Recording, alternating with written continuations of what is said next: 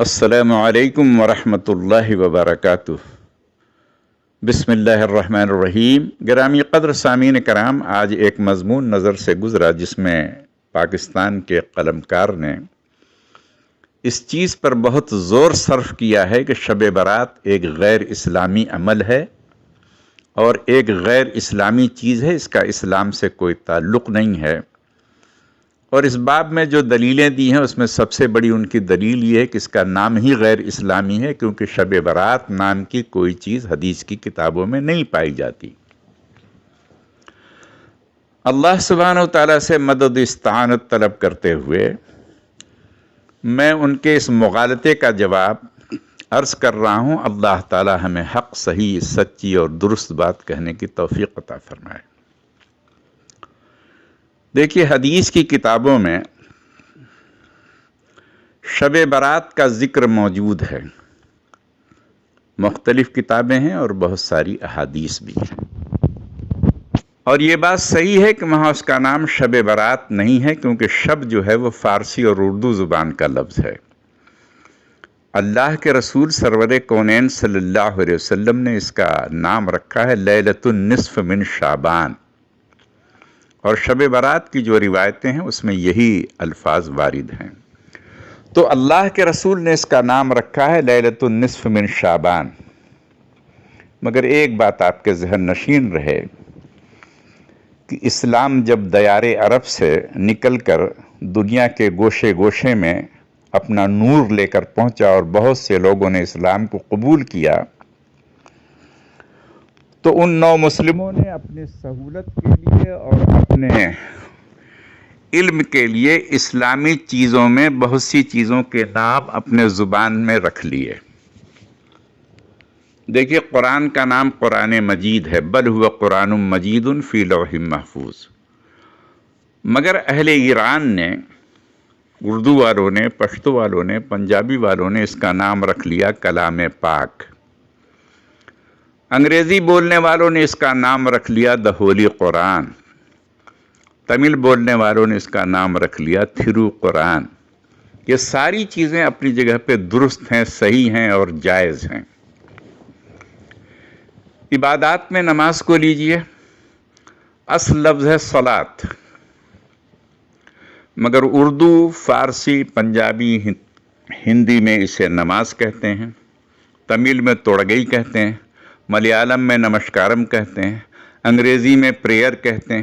یہ ساری چیزیں اپنی جگہ پہ جائز ہیں، درست ہیں، یہ کوئی ناجائز چیز نہیں، بلکہ جو ہے یہ چیزیں بھی اسلام میں قبول کی گئی ہیں، جائز ہیں اور درست ہیں۔ روزے کا بھی یہی حال ہے۔ روزے کو انگریزی زبان میں فاسٹنگ کہتے ہیں، اردو میں روزہ کہتے ہیں، تمل میں نومبو کہتے ہیں، عربی میں سوم کہتے ہیں۔ یہ ساری چیزیں اپنی جگہ پہ جائز اور درست ہیں۔ اور آگے چلیے، عربی لفظ میں نبی اور رسول کہا جاتا ہے، یہ عربی کے الفاظ ہیں، مگر اردو میں، پنجابی میں، پشتو میں، فارسی میں اسی کو پیغمبر کہا جاتا ہے، کہا بھی جاتا ہے، بولا بھی جاتا ہے، لکھا بھی جاتا ہے۔ یہ ساری چیزیں اپنی جگہ پہ جائز ہیں۔ جو پیغمبر ہے، وہ نبی ہے، رسول ہے، اسے کچھ بھی کہیے، سب چیز اپنی جگہ پہ جائز اور درست ہے۔ اسلام میں ایک چیز اور سمجھیے کہ بعض چیزوں کی صفت کی وجہ سے اس کا نام رکھا گیا، جیسے کلام پاک ہے، پاک کلام اللہ کا ہے، اس لیے اسے کلام پاک کہتے ہیں۔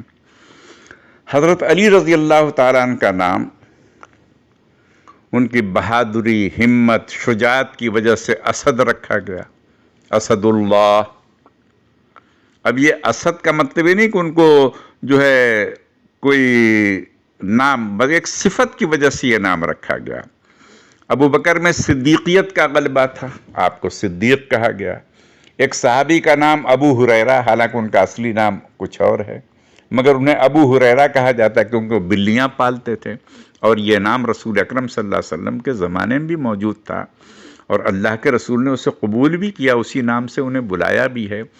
تو کسی چیز کی صفت کی وجہ سے اگر کسی چیز کا نام کچھ اور بدل دیا جاتا ہے تو اسلام میں وہ کوئی ناجائز نہیں، بلکہ اس کی دلیل تو سرکار دو عالم صلی اللہ علیہ وسلم کے زمانے میں بھی موجود رہی۔ آئیے شب برات کا نام شب برات کیوں رکھا گیا یہ جانتے ہیں۔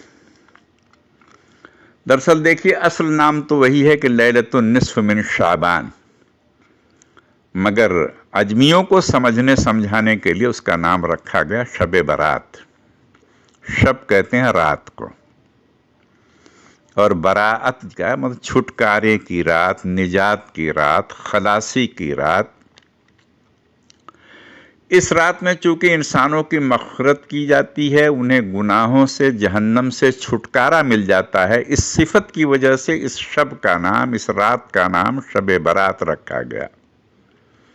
اور یہ کوئی ناجائز نہیں، غلط نہیں، اور اسلام کے خلاف نہیں۔ جب ہم صوم کو روزہ کہہ سکتے ہیں، قرآن مجید کو کلام پاک کہہ سکتے ہیں، نبی اور رسول کو پیغمبر کہہ سکتے ہیں، تو لیلۃ النصف من شعبان کو شب برات کہہ سکتے ہیں۔ اس میں کوئی قباحت نہیں، کوئی حرج نہیں۔